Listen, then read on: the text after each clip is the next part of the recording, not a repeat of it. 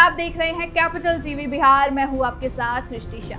बिहार विधानसभा चुनाव 2025 के मद्देनजर राजनीतिक हलचल तेज हो गई है। सभी प्रमुख पार्टियां अपनी अपनी रणनीतियों को अंतिम रूप देने में जुटी हुई है, चाहे वो एनडीए हो या फिर महागठबंधन। हर गठबंधन अपने उम्मीदवारों, सीट शेयरिंग और चुनावी रणनीति पर लगातार काम कर रही है और बैठकें चल रही हैं। नेताओं का कहना है कि इस बार कोई भी मुद्दा अनछुआ नहीं रहना चाहिए, इसलिए हर पहलू पर विस्तार से चर्चा हो रही है। एनडीए में सीटों का बंटवारा, विकास योजनाओं का प्रचार और मतदाताओं तक संदेश पहुंचाने की रणनीति पर फोकस किया जा रहा है। तो वहीं महागठबंधन में गठबंधन के भीतर तालमेल और उम्मीदवारों की सूची पर विशेष ध्यान दिया जा रहा है। इस दौर में पार्टियां जनता के रुझानों और स्थानीय समीकरणों को भी दिखाते हुए फैसले ले रही है। चुनाव में हर वोट को हर सीट पर महत्वपूर्णता मिल रही है, इसलिए नेताओं की ये बैठक लगातार चल रही है। ऐसे में खबर ये सामने आ रही है कि आरजेडी ने अपने संभावित उम्मीदवारों की लिस्ट तैयार कर ली है। तो चलिए कौन कौन है वो उम्मीदवार, जरा विस्तार से जानते हैं। आरजेडी की संभावित उम्मीदवारों की लिस्ट तैयार। आरजेडी और कांग्रेस में सीट शेयरिंग पर बनी सहमति। बिहार विधानसभा चुनाव से पहले महागठबंधन के भीतर सीट बंटवारे को लेकर खींचतान लगातार बढ़ती जा रही है। इस बार महागठबंधन के घटक दलों के बीच सीट शेयरिंग का मसला बड़े पैमाने पर सुर्खियों में है और इसमें सबसे ज्यादा ध्यान वीआईपी यानी विकासशील इंसान पार्टी के प्रमुख मुकेश सहनी पर है। मुकेश सहनी, जिन्हें राजनीतिक गलियारों में सन ऑफ मल्ला के नाम से जाना जाता है, अब वो खुलकर अपनी नाराजगी जता रहे हैं। सूत्रों की माने तो सहनी किसी भी हालत में 20 सीटों से कम पर समझौता करने के लिए तैयार नहीं है, जबकि महागठबंधन की सबसे बड़ी पार्टी आरजेडी ने उन्हें केवल 14 सीटों का ऑफर दिया है। गुरुवार देर रात पटना में सहनी और तेजस्वी यादव के बीच एक अहम बैठक हुई। इस बैठक में तेजस्वी यादव के आवास पर करीब रात के 2 बजे तक बैठक चली। शुरुआती माहौल सकारात्मक रहा, लेकिन जैसे ही बैठक का फोकस सीट शेयरिंग पर आया, टकराव बढ़ गया। तेजस्वी यादव ने महागठबंधन के भीतर संतुलन बनाए रखने और गठबंधन की सामूहिक ताकत को ध्यान में रखते हुए वीआईपी को 14 सीटें देने का प्रस्ताव रखा, लेकिन मुकेश सहनी ने स्पष्ट रूप से कहा कि उनके जनाधार और मेहनत को सम्मान होना चाहिए। उन्होंने जोर देकर कहा कि 20 सीटों से कम पर उनकी पार्टी चुनाव नहीं लड़ेगी। बैठक के बाद जब सहनी रात के 2 बजे के बाद वहां से निकले तो उनके चेहरे पर नाराजगी साफ झलक रही थी। उनके इस रुख से साफ हो गया कि महागठबंधन के भीतर अभी भी सीट बंटवारे का मसला अनसुलझा है। खबरों के मुताबिक वीआईपी का ये रुख गठबंधन के समीकरण को चुनौती दे सकता है। अब खबर ये भी आ रही है कि सहनी और उनकी पार्टी अगली रणनीति पर गंभीरता से विचार कर रहे हैं। इसके साथ ही आपको बता दें कि अगर वीआईपी अपनी मांग पर अड़े रहती है और आरजेडी के साथ सीट शेयरिंग पर समझौता नहीं होता, तो महागठबंधन के लिए चुनावी तैयारी प्रभावित हो सकती है। ये स्थिति ये भी दर्शाती है कि बिहार की सियासत में गठबंधन केवल नाम का ही रह गया है, बल्कि इसमें समान महत्व वाले घटक दलों की रणनीति और जनाधार निर्णायक भूमिका निभा रही है। ऐसे में महागठबंधन को अब संतुलन बनाए रखने और सभी घटक दलों को संतुष्ट करने की चुनौती का सामना करना पड़ेगा। बिहार विधानसभा चुनाव से पहले महागठबंधन की राजनीति अब काफी पेचीदा होती जा रही है। आज महागठबंधन की एक अहम बैठक की प्रस्तावित थी, जिसमें सीट शेयरिंग पर अंतिम सहमति बनने की उम्मीद थी, लेकिन मुकेश सहनी की नाराजगी के चलते ये बैठक फिलहाल टाल दी गई है।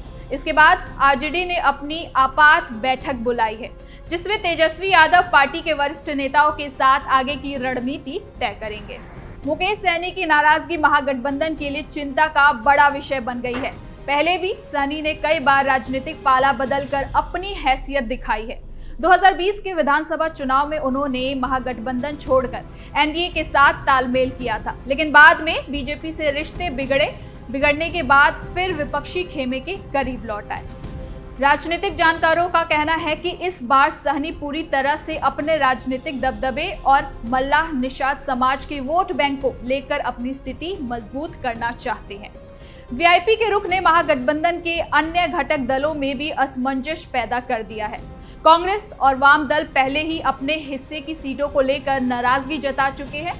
अब वीआईपी का कड़ा रुख गठबंधन की एकजुटता पर बड़ा सवाल खड़ा कर रहा है। इस विवाद ने साफ कर दिया है कि महागठबंधन को सिर्फ सीट बंटवारे तक ही सीमित नहीं रहना, बल्कि सभी दलों के संतुलन और मतभेदों को भी सुलझाना होगा। अब राजनीतिक माहौल में ये देखना दिलचस्प होगा कि मुकेश सहनी अपने लिए मनचाही सीटें हासिल कर पाते हैं या फिर वीआईपी की किस्मत का निर्णय किसी नए मोड़ पर ठहर जाती है। इस तनावपूर्ण स्थिति में बिहार चुनाव को और भी रोमांचक और अनिश्चित बना देता है। लेकिन आपको बता दें कि तारीखों को देखते हुए महागठबंधन अब अपने दलों में सीट बंटवारे पर सहमति बनाने की कोशिश में लगी हुई है। सूत्रों के मुताबिक अंतिम चरण की बातचीत का फॉर्मूला तय होता दिखाई दे रहा है। आरजेडी, कांग्रेस समेत अन्य दलों के खाते में कितनी सीटें आएंगी, चलिए इसे भी जान लेते हैं। महागठबंधन सीट शेयरिंग फॉर्मूले में आरजेडी को 134 से 135, आईएनसी 54 से 55, सीपीआई-एमएल 21 से 22, सीपीआई 6 और सीपीआई 4, वीआईपी 15-16 और जेएमएम, आरएलजेपी, आईआईपी को मिलाकर 6-7 सीटें होंगी। यानी कि महागठबंधन के भीतर अब सीट बंटवारे और मुख्यमंत्री चेहरे को लेकर अंतिम दौर की चर्चा जारी है। सूत्रों के मुताबिक महागठबंधन की तरफ से तेजस्वी यादव को ही मुख्यमंत्री पद का चेहरा घोषित किया जा सकता है। इसके साथ ही गठबंधन 3 उप मुख्यमंत्री के नाम का ऐलान करने की भी तैयारी कर रही है। शनिवार रात इस मुद्दे पर आपसी सहमति बनाने की कोशिश होगी। अगर सब कुछ तय योजना के मुताबिक रहा तो रविवार सुबह या फिर मंगलवार को इसका औपचारिक ऐलान किया जा सकता है। सूत्र बताते हैं कि महागठबंधन में करीब 95% सीटों पर सहमति बन चुकी है। विवाद सिर्फ कुछ सीटों के अदला बदली पर अटका हुआ है। कांग्रेस की कुछ सीटों पर आरजेडी का दावा और बदले में 20वीं सीट की मांग इस मतभेद का मुख्य कारण है। उदाहरण के तौर पर कांग्रेस की पारंपरिक सीट कलहगांव भागलपुर पर अब आरजेडी अपना दावा कर रही है। वहीं बेनीपट्टी सीट पर माले ने दावा ठोका है। बाराचट्टी जो कि आरजेडी की सीट है, वहां माले जेएनयू छात्र संघ के पूर्व अध्यक्ष धनंजय को उम्मीदवार बनाना चाहती है।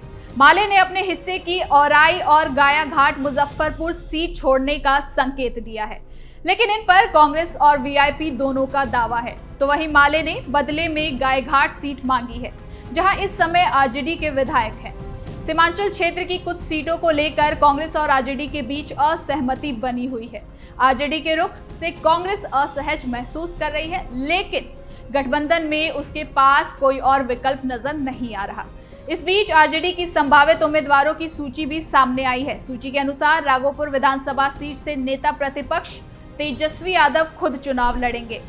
इसे तेजस्वी का अपने पारंपरिक गढ़ संभालने और गठबंधन में अपनी नेतृत्व क्षमता साबित करने का संकेत माना जा रहा है। तो वहीं नवीन नगर सीट से विजय कुमार सिंह उर्फ डब्लू सिंह को टिकट मिलने की संभावना जताई जा रही है। ये अपने क्षेत्र में सक्रिय और प्रभावशाली नेता माने जाते हैं। इसके अलावा धौरैया सीट से भूदेव चौधरी, अतरी से अजय यादव और रफीगंज से मोहम्मद निहालुद्दीन को टिकट दिए जाने की संभावना जताई जा रही है। इन तीनों नेताओं का अपने अपने क्षेत्रों में मजबूत जनाधार है। पार्टी का मानना है कि सामाजिक समीकरण और संगठन की मजबूती के दम पर इन क्षेत्रों में बेहतर प्रदर्शन किया जा सकता है। आरजेडी ने इस बार महिलाओं को भी पर्याप्त प्रतिनिधित्व देने का संकेत दिया है। संदेश सीट से किरण देवी और नोखा सीट से अनीता देवी को टिकट दिए जाने की चर्चा है। इन दोनों नामों को शामिल कर आरजेडी ये दिखाना चाहती है कि पार्टी महिलाओं की राजनीतिक भागीदारी को बढ़ावा दे रही है। इसके अलावा शाहपुर सीट से राहुल तिवारी, ब्रह्मपुर से शंभुनाथ यादव और बोध गया सीट से कुमार सरबजीत को टिकट मिलने की संभावना है। इन सभी नामों को संगठन की सिफारिशों और क्षेत्रीय समीकरणों को ध्यान में रखकर तैयार किया गया है। आरजेडी सूत्रों के अनुसार पार्टी जल्द ही आधिकारिक रूप से उम्मीदवारों की सूची जारी करेगी। तो वही महागठबंधन की बैठकों में अब ये देखना दिलचस्प होगा कि क्या सभी घटक दलों के बीच सीट बंटवारे और नेतृत्व को लेकर सहमति बन पाती है या फिर नहीं। तो फिलहाल के लिए इस खबर में इतना ही। देखते रहिए कैपिटल टीवी बिहार।